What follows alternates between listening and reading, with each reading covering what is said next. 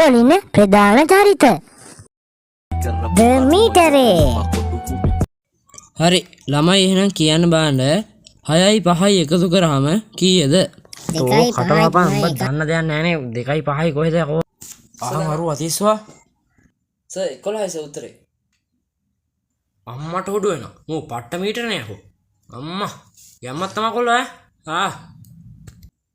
ද නිදි කුම්බා. පුතා ඉතිහාසයේ මූලාශ්‍ර දෙකයි පුතා.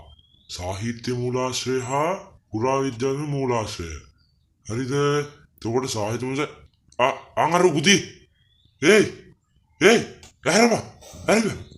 තෝ මෝඩ මූසලේ නිදි කුමරයා තෝ නිදානේ ගෝතේ අරිලා.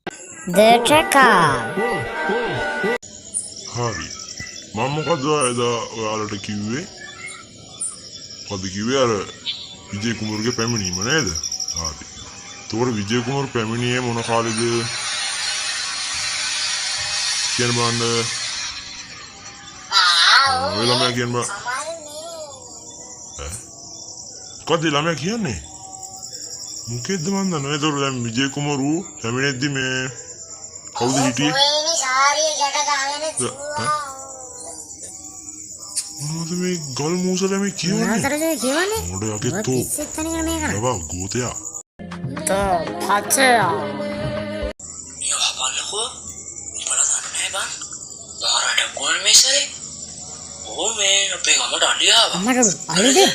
ඊට පස්සේ අලියල ගන්න මට රචන දුන්නා කියනවා.